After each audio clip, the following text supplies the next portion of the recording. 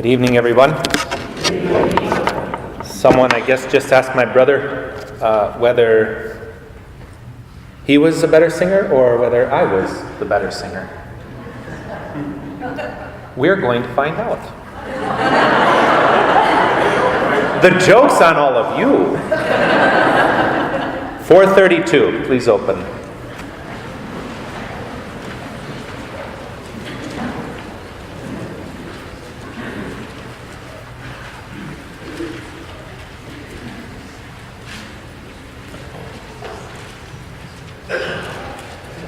Amazing grace, how sweet the sound that saved a wretch like me. I once was lost, but now am found, was blind, but now 'twas grace that taught my heart to fear, and grace my fears relieved. How precious did that grace appear, the hour I first believed. The Lord has promised good to me. His word my hope secures. He will my shield and portion me, as long as life endures. Father, we abandon ourselves into your hands. Do with us what you will. Whatever you may do, we thank you. We are ready for all. We accept all. Let only your will be done in us and in all your creatures. We wish no more than this, O Lord. Into your hands we commend our souls. We offer them to you with all the love of our heart, for we love you, Lord, and so need to give ourselves, to surrender ourselves into your hands, without reserve and with boundless confidence, for you are our Father. Amen. A blessing to be with all of you tonight. I have heard rumors about all of you, and so I came with my twin brother Joe up here for the little Rutten trio event, and it was all true. My brother's a better pastor than I am. But if you've been down to visit me in St. Lambert or in Harrisburg, I still think I preach better. And God has a way of humbling people. Every person is gifted, and you have a gift that God has given to you. If you use it according to the plan of God, it will seem like you are the greatest. And if you try and have a gift that God has not given you, you will either live lives of despair or great pride. But it is not pride to pretend that you do not have a gift and to leave it under a bushel basket, thinking that you don't want to be something that people look at and notice. You have many gifts. It's a blessing to see them alive and at work in all of you. Our lives began in the cathedral north end, under the spires that overhang the city. A house at 732 West 8th Street. I had a room in which, as a little boy, I could climb in the windowsill and look in just the right direction, and at night I could see the red lights in the top of the spires. I grew up in a way that many of you may have here in Watertown. I feel like I lived the last life of a neighborhood running around. We were called the Free Rangers. Right? Out late, riding bikes everywhere, nobody locked their doors. You knew almost everybody that lived in every house, except there were those strange houses where I didn't discover until many years, that's where all the non-Catholic school kids lived.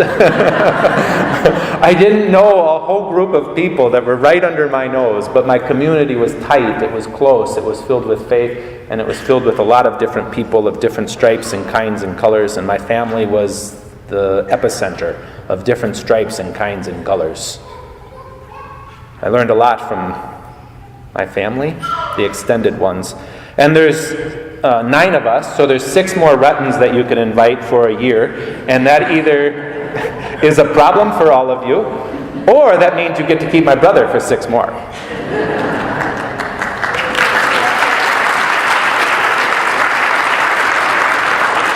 But we lived a real solid Catholic identity. My mom's, Monica is trained just like St. Monica, her patron did, and my father was a carpenter like St. Joseph. We lived very simple lives and blessed in many ways by that sort of faith that permeated into us. My father at night would bless us with holy water before we went to bed, all the kids. But we were really broken. It was a very broken home. Maybe not in ways in which some people have to suffer through, but it was not a home in which, everybody ended up, how did you get 2 priests? Whenever anybody asked that, how did your mom and dad get 2 priests in the family? I said, well, about 7 of us are alcoholics. That's not true, but, right? Actually, Father Paul's the one that's got his best act together. One by one, we're joining the crew of getting our act together, but it was a really broken home. And I say that it's a very important thing because sometimes everybody's trying to cover up the things that you're weakest at, the bad problems, but it's actually those things that I think best brought us to Jesus. My parents didn't try and hide those things. I've been in treatment or in counseling since I was a little tiny kid, dealing with problems and recognizing there were problems in my life. But in the midst of it, my parents' solution was Jesus Christ, and I knew then that that was real for them. I didn't want it to be real for me because I didn't need Jesus because I didn't have problems. They had problems. But I grew up in a really beautiful home. We prayed the rosary on Sundays at 3 o'clock. But my parents were really wise. I don't know where they figured this out, but you didn't have to come in to pray the rosary. But if you were in the yard at 3 o'clock, you had to come in. Right? The beautiful gift of freedom. And you know what? Oftentimes, we were in the yard, and our friends were there too. They wanted to be. They wanted to belong. And a part of belonging was a way of doing this through the rosary. And so, a great life in that way. But at about 10 or 12, I don't know exactly when it happened, but I think it was 10. But when I see 10-year-olds, I just cannot conceive that it was 10. I had my first drink of alcohol, and it was intoxicating. I remember that night standing on the top of a couch with a helmet on my head, jumping off, so free, so able to just live life. It was great.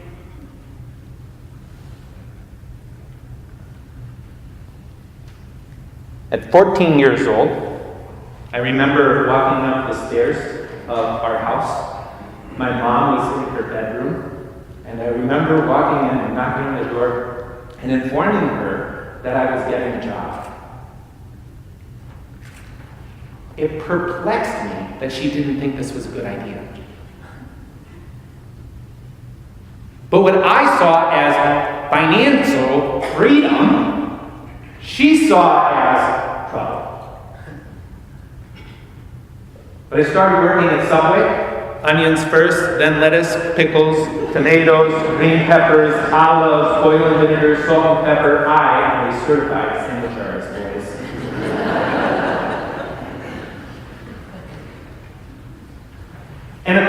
the street would come the people who worked at Shields All Sports, when it used to be on Minnesota and 41st Street.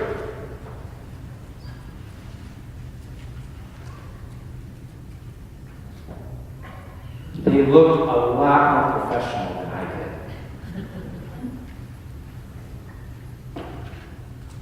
And it wasn't long before I was in one of their shirts.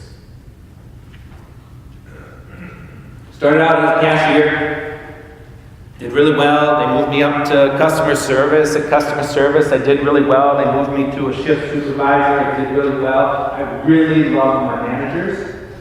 I was like alive in front of them. I saw that they were like, I wanted to be like them. And so I decided to go to the University of South Dakota for business school, at the business school there.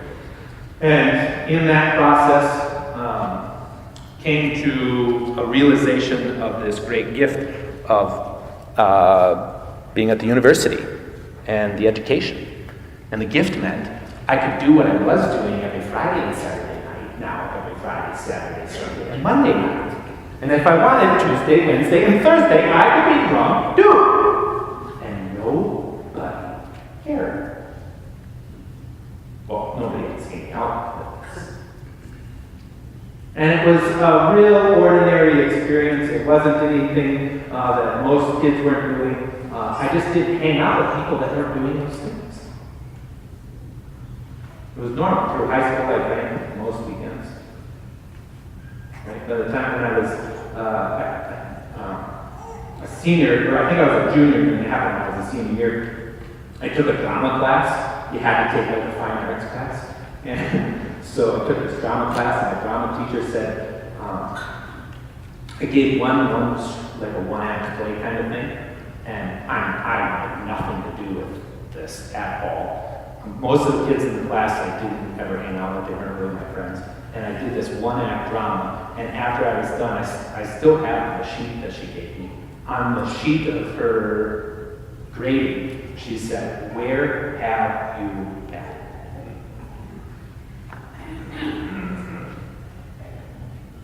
And this professor, this teacher, fascinated. She brought something out of it. And so she told me I should be in the play. I wasn't really willing to risk that. I went to the backstage stuff. And then there I met Pam. And Pam was an intoxicating spirit.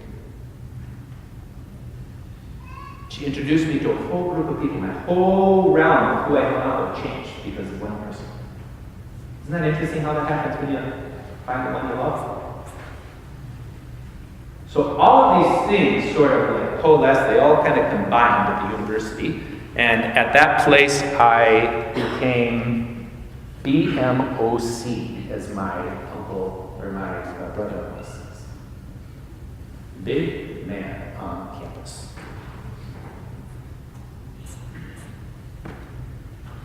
As a sophomore, I was very active and involved in my fraternity. As a junior, I became the president of the largest fraternity on campus, and by my senior year, I was nominated as the best fraternity chapter president for Sigma Alpha Epsilon in the United States.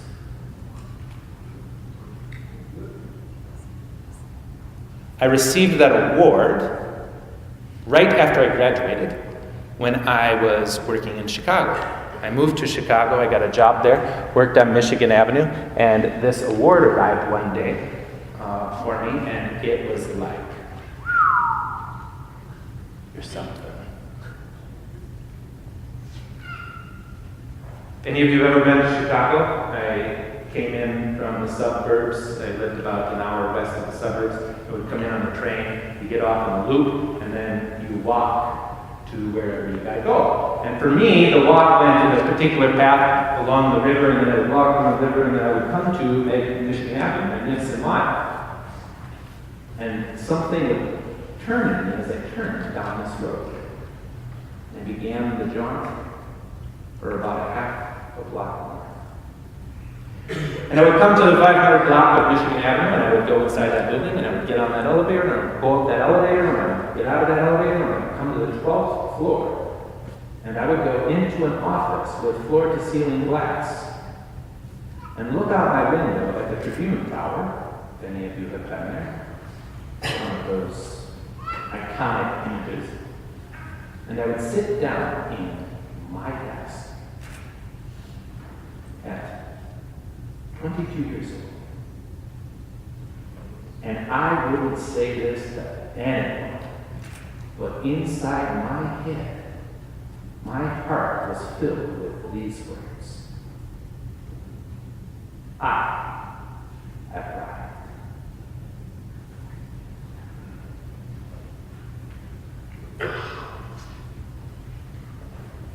One day I got off the train and I took a different path. There was like a couple different ways you could go, and the path along the river got a little old.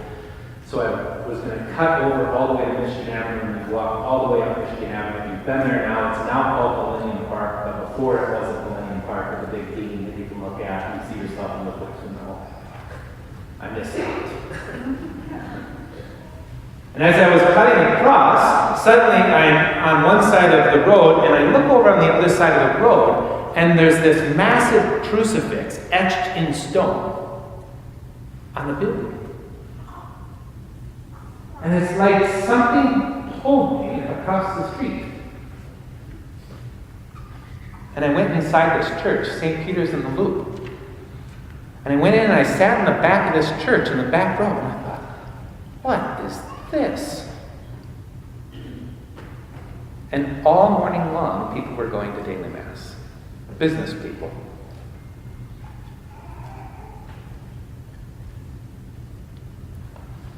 The company I worked for paid us nothing, but they gave us great benefits, like a membership to the athletic facility at the bottom of the building.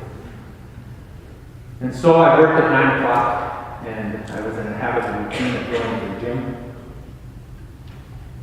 But after that visit to the church, I had a problem. I couldn't both go to daily mass and go to the gym and make work on time.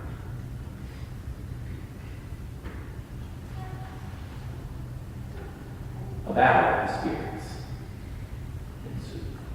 My life in Chicago was summarized in a particular way. One night I was out with friends. I got on a train and I fell asleep.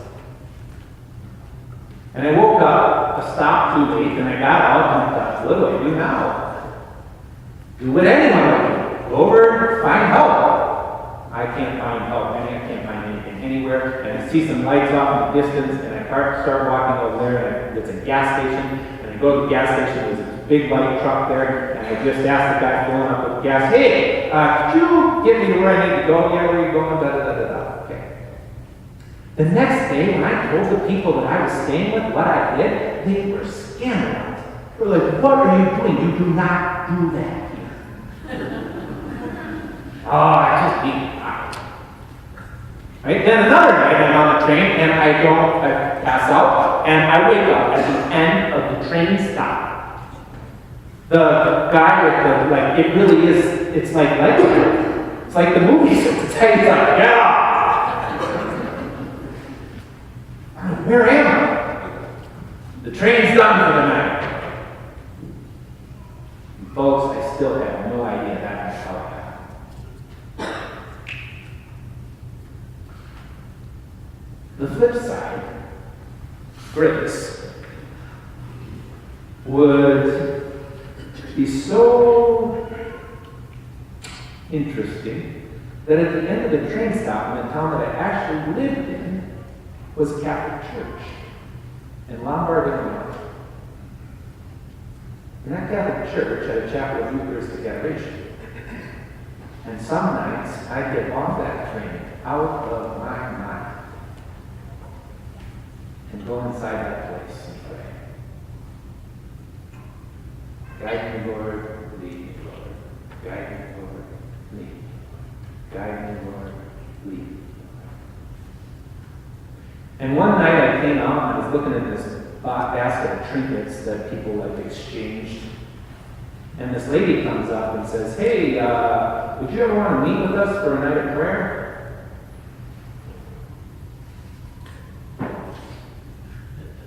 Guide me, Lord. Lead me, Lord. No!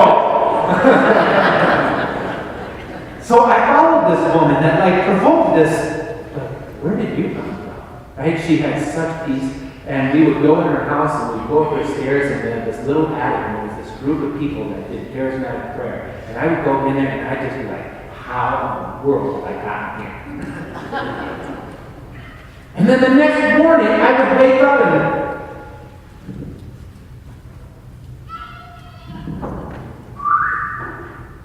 I have arrived.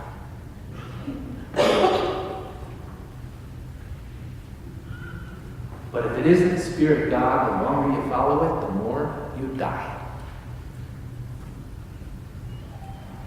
I escaped though, before I had to face that. Moved to Minneapolis, and in Minneapolis, St. Paul, I pretty much left the church and all of that. Figured it was enough. And when I got there, I got a great job. I traveled the country. I basically started with marketing, and I was in sales, and the owner of the company basically prepared the place so that I could run it, and then he moved to Denver, and I was in charge. Talk about intoxicating. All the money I could want, all the freedom I could want, all the things I ever wanted, and I was 23 years old. And I don't know if my family's bank accounts were left, but I think I made more than all of the households, both couples, and any other family's house. And I remember one day sitting in the house looking at a car I wanted to buy. A black Beamer. And inside this heart, I couldn't figure out a way to drive home and not have my father look at me in a way which he knew. What do you think you're doing? I never bought a car. Parents, you have the power over your children that is more than just getting them to do what you think they need to do. The only rule in my house was that if you were outside, if you were gone, your name had to be on that whiteboard with where you were. That was the only rule. I've never been grounded in my whole life. Kids, you can't. If they ground you, you're grounded. Okay? This is my house. And yet, at that age, with all the money in the world, all the things I wanted in the world, my father was in my heart. Because of the way he lived his life. I would have never told him that. He could have never known that. But in a very quick series of events, I ended up, at the end of my road, so over a period of 3 years, I ended up getting promoted at my job. I moved back to Sioux Falls because I was going to work for my brother's construction company, and I was going to help them grow, and I had this great plan, and it was all just a way to escape facing reality in the Twin Cities. Came back home 6 months later. I'm back in the Twin Cities for a great night of fun, and when I'm up there, I do what I always would do. I began at parties. I would come into the party, I had a 6-pack of Loose Island, and I sat it down at the table and said, I have arrived. Let the party begin. And the next thing that happened was I woke up the next morning and the girl's house I was at said, you don't know what you did last night, do you? And for the first time in my life, I was stuck, and fear ran from my head to my toe. Because I couldn't call up my friends, I couldn't piece together stories, I couldn't figure out all these things in a way in which no one would know that I didn't know what was going on. And it was the 4th night that I had woken up in a period of a few weeks in a blackout I hadn't driven the night before. And I was absolutely petrified that I was going to kill someone and I would live.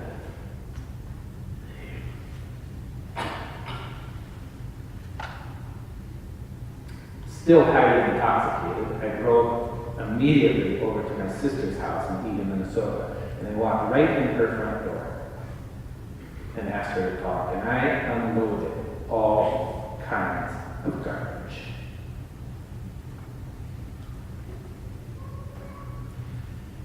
she very quietly listened and then looked over at me and said, "You ever thought you might have a drinking problem?"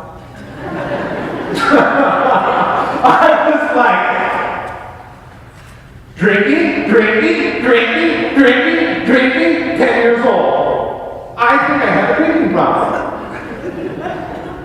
It literally had never occurred to me. There were like twice that I can recall. One of them, I remember being in Chicago on a Saturday morning as the sun was kind of coming up, and I remember the sun coming through the window, like just a movie scene, and I'm sitting there in the kitchen with a nice glass of Southern Comfort Coke, stirring it with a knife.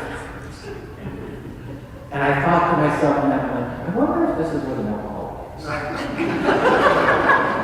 At 10:15 in the morning. It just was like a light bulb went on. I was like, this is my problem. I went, called some people, get some help, go to Keystone. I go to Keystone Treatment Center in Keystone, South Dakota. And when I'm there, they start calling me John the Baptist.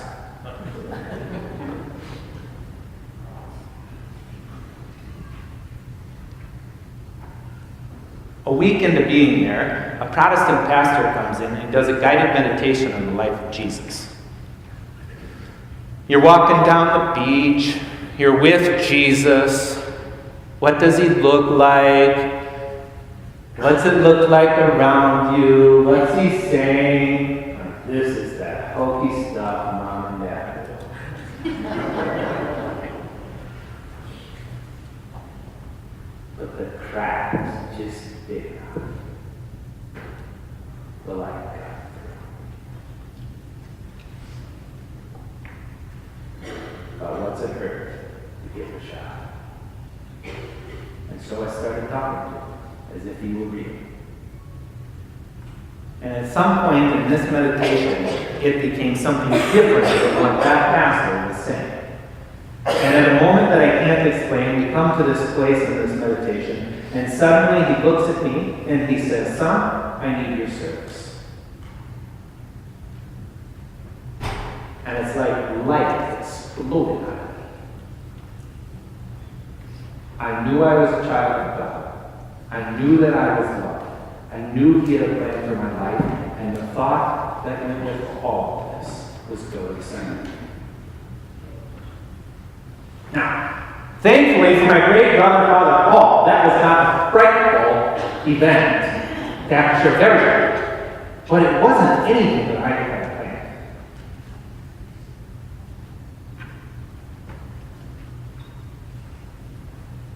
The shocking part was the desire to drink disappeared and hasn't returned in 14 years. When I was there, I just did everything I had to do, everything they told me to do. I got out about few days or whatever, I don't know. I went to Mass that night. And when we were there, if you've ever done something like this, there's something called Family Day. And Family Day is like, how do I describe it? Let's take all the worst things about the family that nobody wants to talk about. Let's talk about them right now. That's Family Day in treatment center, right? And I remember you said, I don't know much about all this, but I know a guy by the name of Michael Donnelly, and he helps people like you. I don't know if that was said first, last, or that, but this was said, okay? Right here. Paul Rutten. I get out and I go to return to church. I return to Mass. Right? I received confession when I was in there, and I get back, I go to Christ the King Church. And at Christ the King Church, there's these two little alcoves, these two little nooks back in, and it's like there's only about 5 seats you can sit in at Christ the King and hide. And I got one of those 5 over in the corner. Well, the only problem is, if you're in the opposite corner, you're looking dead set on the people, and after Mass, this guy comes over, Steve Castle, and he comes right up to me and he says, "John Rutten, how are you?" I just lost my career, I just got out of treatment, I have no idea who I am, I don't know where to go, I don't know why I'm here. I said to him the only thing that seemed true. I just got out of Keystone. "Oh, come with me." And he took me into the side room and we were having coffee indoors. He took me up to this round table with 8 men sitting down. He said, John Rutten, Michael Donnelly, John Rutten. I kid you not. I thought, what is this?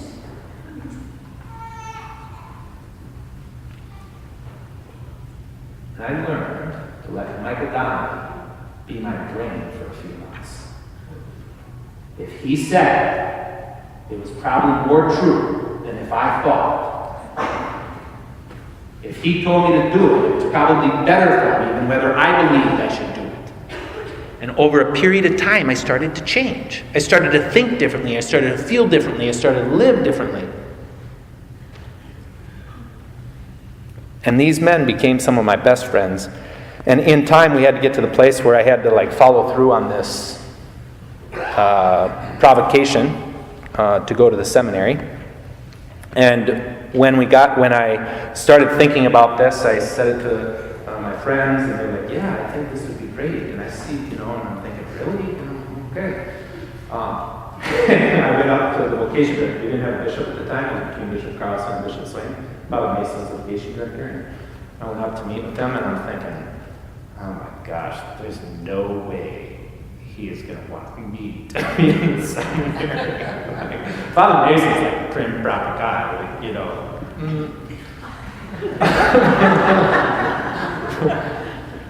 And I went in to meet with them, and I just kept thinking to myself, either what happened to me in that treatment center is Jesus Christ, and this isn't up to me or up to him or up to anybody else, or what happened in the treatment center isn't Jesus Christ, and I'm innocent. There's no other way.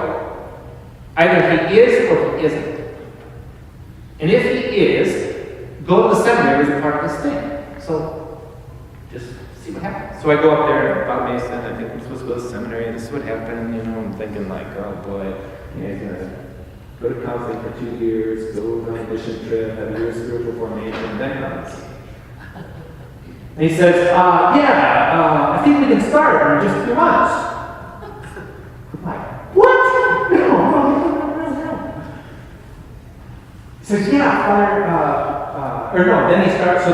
then we started the seminary application for Denver. Well, then suddenly, he tells me, you can't go to Denver. I got accepted in Denver. He says, you can't go to Denver because they won't take this new guy that just started, and he is going to study with you, and they'll take him late, because we were late and had the applications out in Connecticut. So you're going to Connecticut, and you're going with Andy Young. And I was furious. Because the cool seminary was Denver. Right? In Connecticut, the place was called Holy Fossils. Because it was for all the old people. What do you mean I gotta go there? I know I got problems, but I don't have that kind of problem. But I didn't have a choice. Either that was Jesus, or it was not. I lived a year and a half after I got sober of absolute spiritual wonderland. I had no idea what I was living at the time. I could go to the chapel at the Sacred Heart at the Cathedral of St. Joseph and sit there for an hour in front of the Blessed Sacrament and felt like a minute.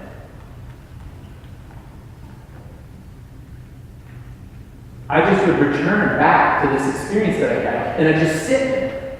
And it was like being filled with grace. It was being filled with peace. Time just was endless. It was the easiest thing in the world to do. I take my little trip to Connecticut, and I get there, drop off my friend who rode with me at the airport, and I'm driving down the airport, and suddenly I start convulsing and sobbing, like snot sob.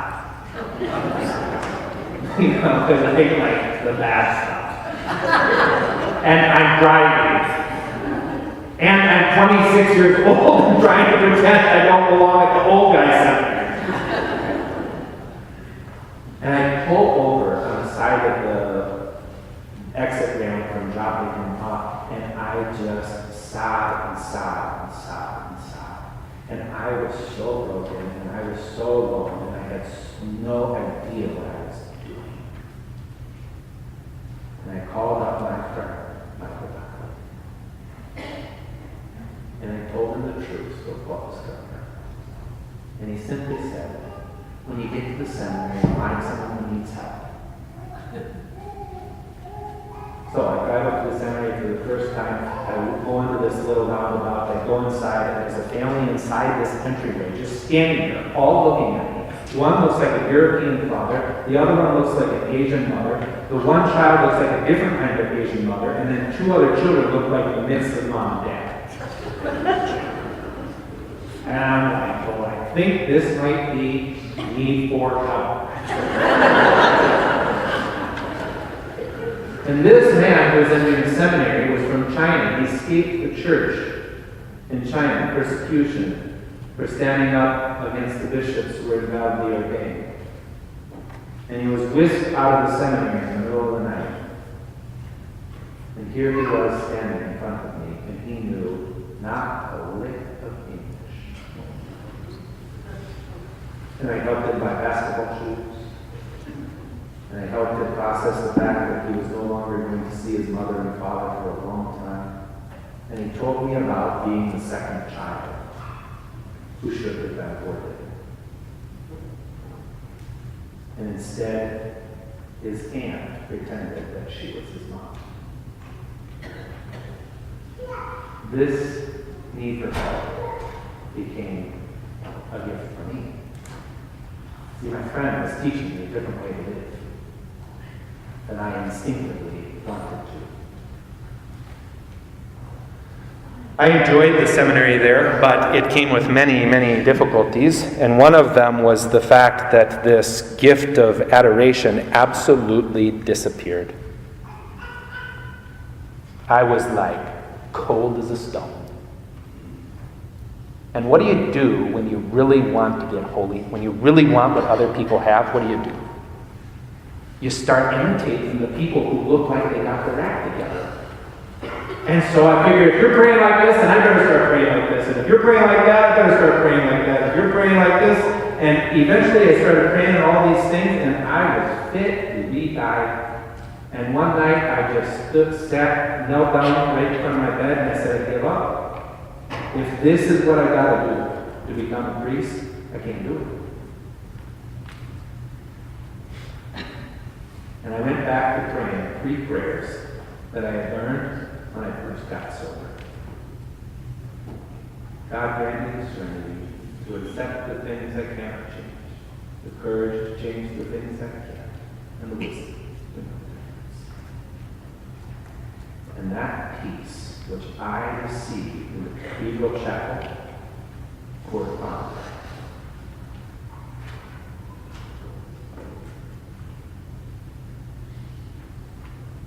We were preparing to leave, and we were preparing to go to St. John Canyon in Denver to do our last 4 years of seminary. I was excited about this. And then Father Mason called me to tell me that I wouldn't be going there. I was going to go to St. Paul's Seminary, which I didn't. And to just take the dagger and turn it. He told me Andy Young would be going to Rome. For a guy who was intoxicated by the idea of the 12th floor windows, floor to ceiling, looking out of the Michigan Avenue River, having a ride. Minnesota was a long way from having a ride in the eternal city. And that room opened. And I remember standing in this grove of trees in the back of the place we lived at the seminary, and I called Luke. And I was honest about what was going on inside me. And he just told me. I don't know if I said I was jealous, but I'm jealous.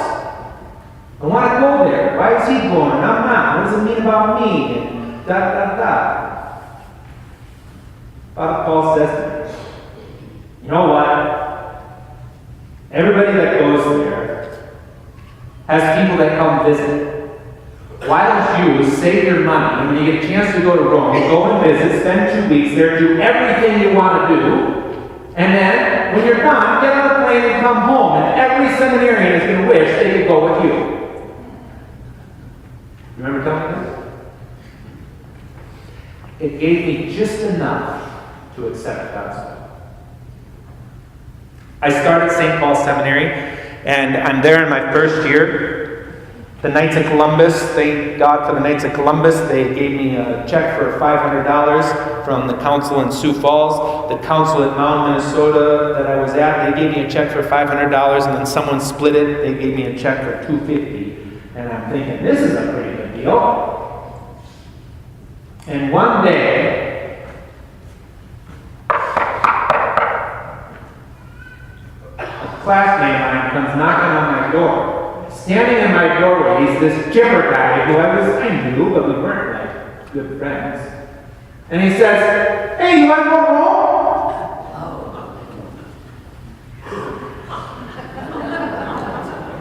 Get on a plane and go home. They're all going to wish they could go with you. Yes, I'll go.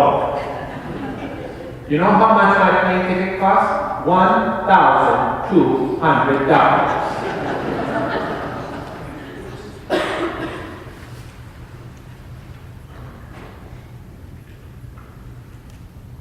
Another friend of mine was always encouraging me to read this book and was always talking about this guy, Blessed Charles Foucault, and I was sort of not interested in his saint and his, you do your thing, I'm going to do my thing. And he was incessant about it. Father, with your hands like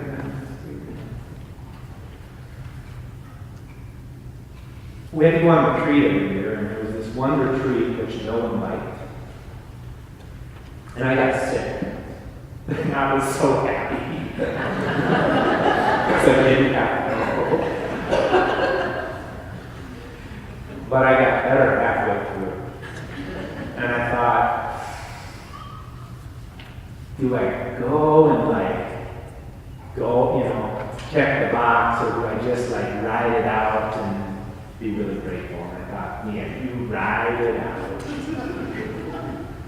Well, the next meeting I had with my spiritual director, he said, you missed the retreat. For your Easter break, you're going to go on retreat. What? Yeah, and I'd like you to read this book. The biography of Blessed Charles Foucault. Are you talking to me? And the thing that shocked me was the priest that recommended it was like cufflinks and really fine dress and Roman training and Father Paul. He said he's the least Roman trained priest there is. That's probably true. But he went there. Right? I just couldn't fit. Why are you recommending this book? This is an ascetic. This is a man who doesn't wear anything nice. This is a man who gave us, this is a guy off in the wilderness. It didn't match. And I thought, my gosh, God, you really want me to know him. So I went on retreat and read this book. And as I'm reading this book, suddenly I start crying.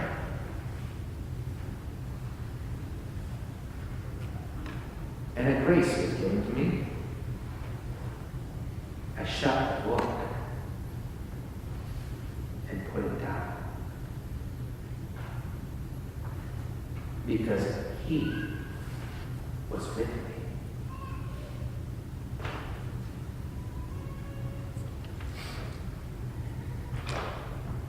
And when you are in the presence of the one you love, you don't read the paper. When you're in front of someone you love, you don't look at their curriculum vitae. When you are with someone you love, you behold their presence. And Charles Foucault was present to me. And in that moment, I finally understood the saints and why my home was filled like a religious art museum. Because these people were real, and my mom and dad had friendship with them. But the saints aren't somebody I got to climb ladders and work hard and trying to figure out. The saints are people who are after us. We just have to be open and say yes when they arrive. Blessed Charles Foucault became a great friend of mine and continues to be a great friend of mine, and his prayer of abandonment became a very important part of my spiritual formation. And as things continued to move on, I would have these moments. I love to study, and we'd have these moments in class, and I'd be reading the Summa Theologica, St. Thomas Aquinas' great work, and suddenly I'd be reading this passage, and that same thing would happen to me. And it's like questions that I've had all my life explode in front of me. No one else around me seemed to care. My classmates actually started having an affectionate name for it. When this would happen, they'd say, "Oh, you're Ruttening again."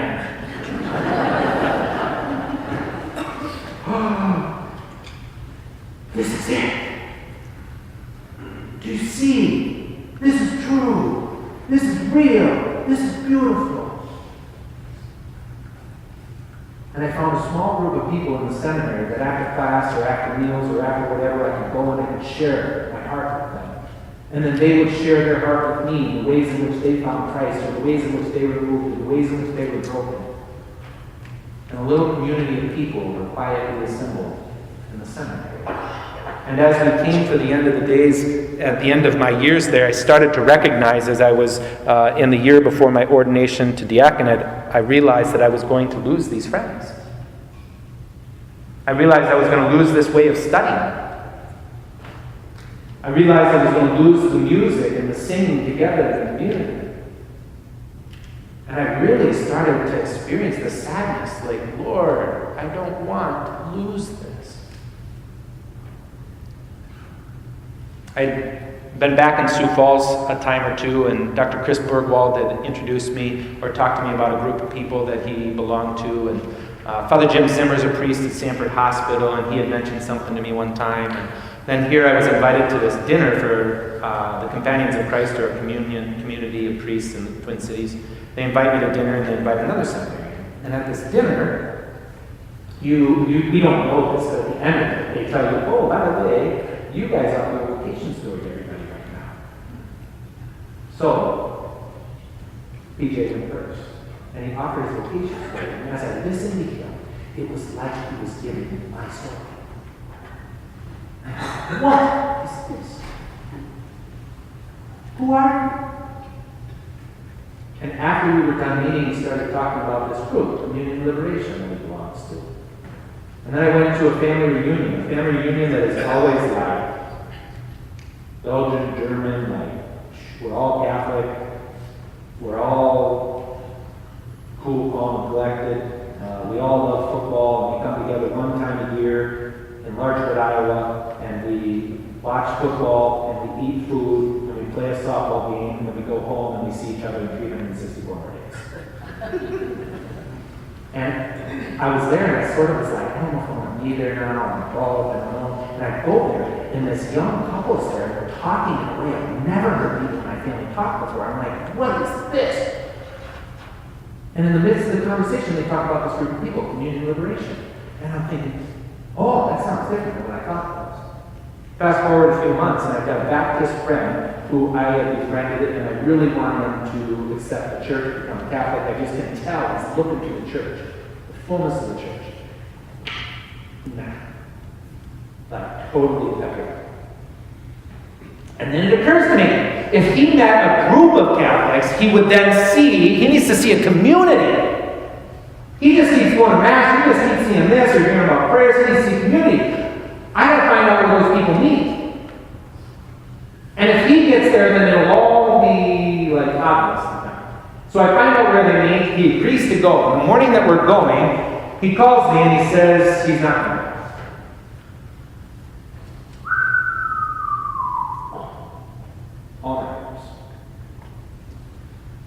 And I thought to myself, I got two options.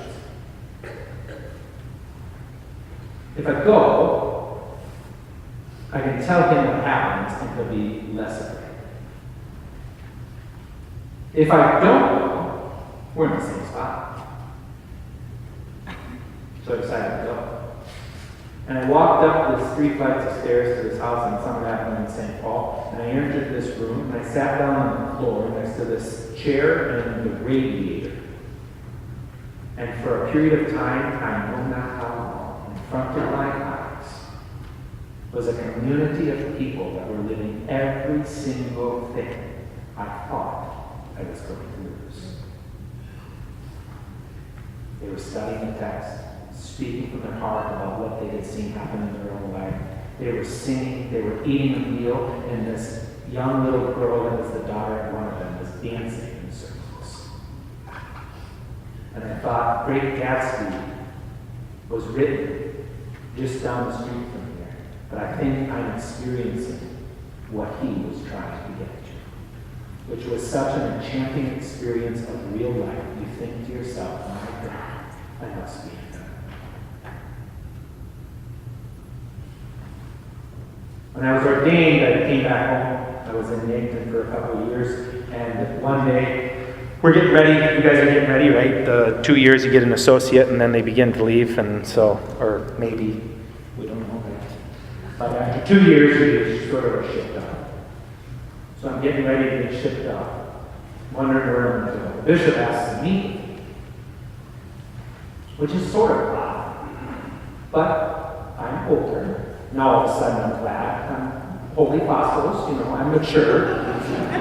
I could not have to be an associate again, Bishop. And I'm driving up there, and I thought to myself, my dad had just died a year before that. And I thought to myself, my dad's from Liège, Belgium, where St. Lambert was the bishop. My dad's sister, Mary, is a parishioner at St. Lambert. I wonder if my dad is going to move me close to my mom and make me the pastor of St. Lambert. Oh, that's a crazy idea. I'm only 2 years a priest. That place has 1,100 families and a school.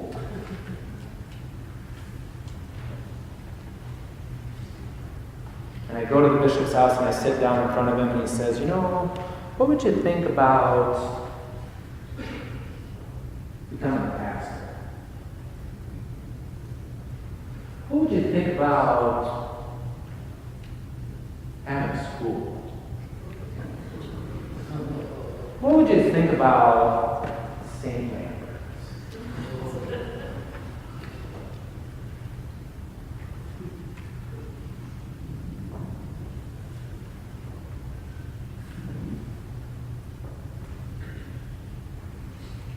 When you're searching for God's will, every single thing that happens conspires to bring you to it. I spent 3 beautiful years at St. Lambert. It was a great experience. And we did a little reconstruction, kind of like you guys here. We heard about what happened in Immaculate Conception in Watertown, and the pastor in St. Lambert's got really jealous. And he said, we better shape up around here, folks. And we did a little spiff-up project. And we were going to open on Palm Sunday.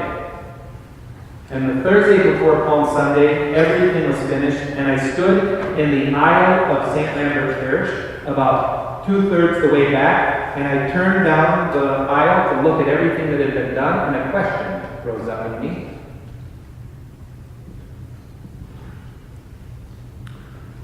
What next? Where did that come from? I don't want to do anything more. Like, we are done. And that question went in the box.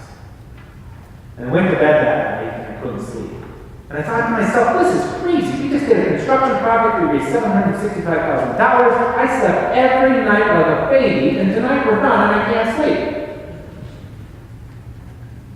And because I was in Sioux Falls, I was a part of all these meetings about this new parish in Harrisburg, and people in Harrisburg want a parish, and Father Simple had been out there for a while, and he was trying to find a pastor to do that. And I kept saying, I know a great priest. Fits every single box we're looking for.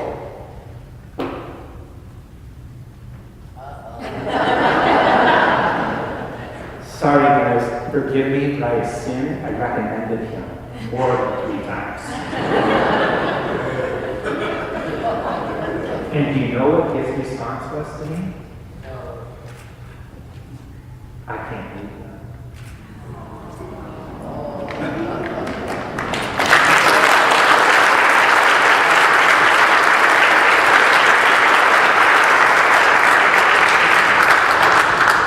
Folks, there was no one.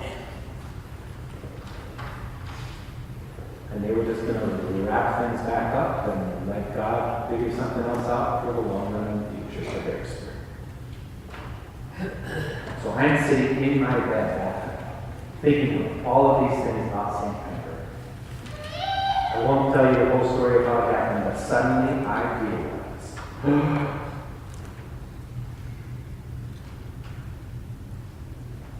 and I get up out of bed, and I sit on the end of my bed, and I'm like, am I the priest that's supposed to go to Harrisburg? And it never occurred to me. Ever. Nobody said my name, nobody recommended my name, and I'm only a priest for 3 years, 2 years, 3 years, 4 years, whatever. I've only been the same members for 3 years. We just think there's not one. And I went into the chapel, and I thought to myself, Lord, what? And I went down the list of all of the things that I was looking for in a priest who I thought should be pastor, the founding pastor of this parish. And the last question I asked myself was yours. What about the people of St. Edward? And you know what? As certain as he was of his answer, I was just as certain of mine. The people of St. Edward have had plenty of love. They're going to be just fine without it. And then I thought, you know what? I think they need me to go. To discover that the life that's been generated in them in these 3 years is not from me, but because I have been receiving it from them. And when I go, he's still here.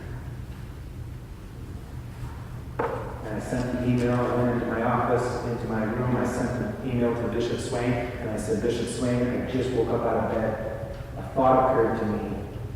I send it now to you after having prayed. Maybe I'm the priest that's supposed to go to Harrisburg. If you want to talk about it, let me know. Otherwise, I consider the matter closed. And I closed the lid of my laptop, and I slept like a baby.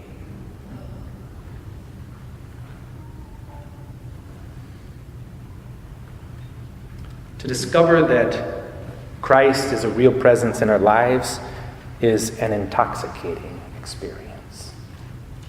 When you meet him in an ordinary way, you can't not want to meet him again.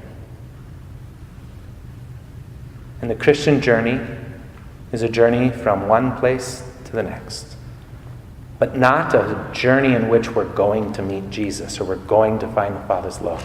It's a discovery that the Father's love has already come and found us. And he's leading us event by event to that eternal home. What a gift it's been to be on this journey with so many people who have lived in such a way that they have awakened me to want what they have. Without all of those faces along the way, I never would have gotten here. There's a lot of other people that are included in this story. There's a lot of other people that have impacted my life. And I recognize that in some way, heaven is just going to be like turning the lights on to this incredible network of grace. And we'll see the face of the people who helped us there, and the people who helped us here, and the people who opened the door there. And there's one group of people that I have always wanted to thank. And I probably only will be able to in heaven. Those people who in the middle of the night at that Eucharistic Adoration Chapel in Lombard, Illinois, had the lights on, so that a lost, broken soul could get on his knees and beg for God. Guide me, Lord. Lead me, Lord.